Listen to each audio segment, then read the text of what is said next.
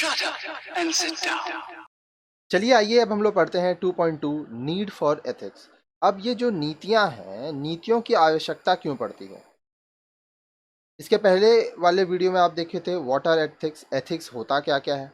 अब यहाँ पे आप देख रहे हैं कि इसकी ज़रूरत क्यों है। Now let us find out why it is essential to have good ethics and how they affect our interpersonal relationship and work performance. अब हम लोग देखेंगे कि गुड एथिक्स, अच्छी नीतियां होना क्यों जरूरी है, वाई इट इज एसेंशियल। साथ ही साथ ये जो नीतियां होती हैं ये किस तरह से हमारे संबंधों को और हमारे काम करने को, हमारा वर्क परफॉर्मेंस, कार्य कुशलता को ये प्रभाव डालती हैं। ठीक है। Any work situation either at office or at home has three major components: work, worker and the work place. अब देखिए, कहीं पर भी आप काम करें, चाहे वो आपका दफ्तर हो, चाहे आपका घर हो, उसके तीन कंपोनेंट्स होते हैं। एक होता है वर्क, काम, वर्कर जो काम करता है, वर्क प्लेस जहां पे आपको काम करना है। तो work is the actual task to be done. अब देखिए, वर्क क्या है? काम। ये वो चीज है जो आपको करना है। ठीक है। The worker is the person who does the task. अब जो काम करना है उसको करेगा कौन? Worker. Workplace includes the place for doing the task, tools and equipments required and the storage space for them. अब देखिए, वर्क स्पेस जहाँ पे आपको काम करना है, काम करने के लिए तो कोई जगह चाहिए ना। जैसे मैं आपके लिए वीडियोस रिकॉर्ड करता हूँ, ठीक है, तो मुझे एक सेटअप चाहिए जहाँ पे मेरे कंप्यूटर्स हैं, लैपटॉप है, फिर स्क्रीन है, कैमरा है, बहुत सारा चीज़ है, लाइट्स है। ठीक है, अभी तो मैं आपको स्क्रीन रिकॉर्डिंग से पढ़ा रहा हूँ क्योंकि बहुत सारा सिलेबस कवर करना है, लेकिन बहुत सारा हम लोग का नया टेक्निक आने वाला है, तो उसके लिए जब हम लोग कर रहे हैं तो वर्क स्पेस चाहिए। आप कहीं पे भी तो काम नहीं कर सकते ना। अब रिकॉर्डिंग करने के लिए शांत जगह चाहिए। ठीक है, अगर मैं खुले जगह पे करूँगा तो बहुत नॉइस आएगा, फिर आपको पढ़ने में मज़ा नहीं आएगा। आप अगर कुछ भी काम करेंगे तो आपको वर्क प्लेस चाहिए। तो वर्क, काम, वर्कर जो काम करता है, वर्क प्लेस जहाँ पे काम होता है। आगे देखिए, आगे क्या बोल रहा है। You will agree that all three components are interrelated and dependent on each other. अब देखिए, आप इस बात से सहमत होंगे कि सभी ये जो तीन हम लोग कंपोनेंट्स, घटक, कंपोनेंट्स को हिंदी में घटक कहते हैं, ठीक है, ये तीनों जो हम लोग पढ़े इनका आपस में संबंध है और यह एक दूसरे के ऊपर निर्भर करते हैं। ठीक है। Further, you will also agree that the worker is the most important component of any workstation.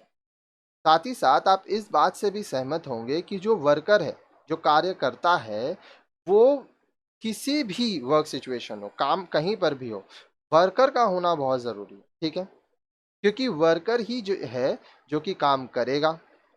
This is so because only the worker has the ability to think, analyse, learn and manipulate. यह इसलिए क्योंकि जो worker है, जो कार्य करता है, उसके पास सोचने की शक्ति है। वो चीज़ों को एनालाइज करेगा, विश्लेषण करेगा, चीज़ों को सीखेगा और अगर आवश्यकता पड़ेगी तो चीज़ों को बदलने का भी वो क्षमता रखता है। जैसे देखिए, अभी कोरोना आया था और अभी चल भी रहा है क्योंकि उसी दौरान रिकॉर्डिंग हो रहा है। कुछ महीने बाद अगर ये बच्चे पढ़ेंगे तब तक हो सकता है कोरोना ठीक हो जाए। तो कोरोना के पहले जो रिकॉर्डिंग स्टाइल था वो डिफरेंट था। कोरोना के वजह से रिकॉर्डिंग स्टाइल डिफरेंट हुआ। मेरा वर्क सिचुएशन बदला। पहले हम इंस्टीट्यूट से काम करते थे, अभी हम लोग घर से काम कर रहे हैं। लेकिन मैं काम करता हूँ, मैं वर्कर हूँ। मेरा वर्क क्या है? रिकॉर्डिंग करना आप लोगों के लिए। तो वर्क सिचुएशन अगर बदल भी जाता है तो वर्कर वही है। तो वो चीज़ों को हम समझे, एनालाइज किए, नए टेक्नोलॉजी को हम लोग सीखे और जैसा ज़रूरत था वैसा मैनिपुलेट करके आज आप लोगों के लिए हम लोग वीडियोस बना रहे हैं। तो इस तरह से चीज़ें बदलती हैं। A worker can acquire the art of effective management of the work, the workplace, himself or herself and the other workers. अब देखिए, जो कार्य करता होता है, ठीक है, उसके पास यह कला होता है कि वह काम को, काम के जगह को, खुद को या दूसरे कार्यकर्ता को अच्छे से मैनेज कर सके। A worker can also be disloyal, lazy, a bad manager of the workplace and thus ruin the business। अब जो एक कार्यकर्ता है वह ऐसा भी हो सकता है जो कि आलसी है, गैर जिम्मेदार है, बुरा है, ठीक है, वो अच्छा मैनेजर नहीं है काम के लिए, तो वो बिजनेस को बर्बाद कर देगा। Do you recall the example of Ramu and Hari given in the beginning of the lesson? एकदम फर्स्ट वीडियो में हम आपको रामू और हरी का एक कहानी बताए थे, एक उदाहरण दिए थे, जहाँ पे हरी जो है वो एक किराना का दुकान खोलता है, ग्रोसरी स्टोर, रामू को नौकरी पे रखता है। याद आ रहा है सबसे पहले? अब आगे देखिए, आगे बोल रहा है, thus for the successful achievement of our goals, objectives, efficient utilization of our resources, and to maintain discipline at home and at work, we need to develop and adopt certain work ethics। इसलिए आपका जो उद्देश्य है, आपका जो goals है, लक्ष्य है, गोल्स मतलब लक्ष्य, ऑब्जेक्टिव मतलब उद्देश्य, उसको पूरी तरह से पाने के लिए, कामयाबी से पूरा करने के लिए आपके पास जो भी संसाधन है उसका आपको अच्छे से इस्तेमाल करना होगा। आपको अपने घर में, अपने काम के जगह पर डिसिप्लिन मेंटेन करना होगा, आपको अनुशासन रखना पड़ेगा, और साथ ही साथ आपको अपने काम संबंधी कुछ नीतियां बनानी पड़ेंगी और उनको माननी भी पड़ेंगी। जैसे अभी मैं घर से रिकॉर्डिंग कर रहा हूँ, तो देखिए घर का माहौल अलग होता था। घर हम लोग आते थे रेस्ट करने के लिए, लेकिन अब आपको घर में रह के नियम बनाना पड़ रहा है कि आप दिन में कितने घंटे काम करोगे, कितने बजे से कितने बजे तक करोगे। और अगर मैं आपको बताऊं तो घर पे काम करना बहुत मुश्किल है, क्योंकि आपके सामने आपका काम है, ठीक है। ऑफिस में तो फिर भी ये रहता है कि आप ऑफिस जाते हो, वहाँ पे काम करके घर आ जाते हो, फिर आप ये सोचते हो अब अगले दिन ऑफिस जाएंगे तभी काम करेंगे। लेकिन वर्क फ्रॉम होम, ये समझ लीजिए एक ऐसा है कि दिन में 12 घंटा 14 घंटा आप लोगों के लिए काम हो रहा है।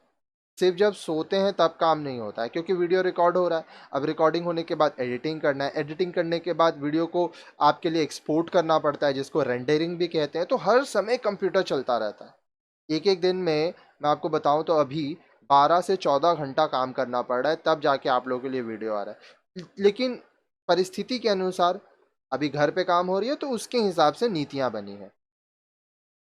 आगे देखिए, these work ethics helps us to do a task to the best of our ability in a fair, just and impartial ways।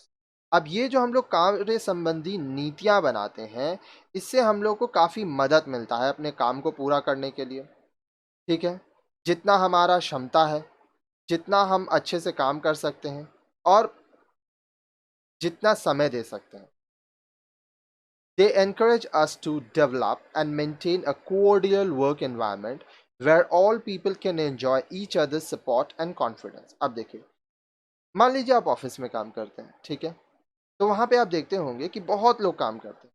तो अगर काम का कुछ नीति होंगे, कुछ रूल्स रेगुलेशंस होगा, तो एक फ्रेंडली वर्क एनवायरनमेंट होगा जहाँ पे सब कोई नियम मानेंगे, ठीक है। तो जो लोग हैं वो आपस में खुश रहेंगे, एक दूसरे का सहायता करेंगे, एक दूसरे पर विश्वास करेंगे।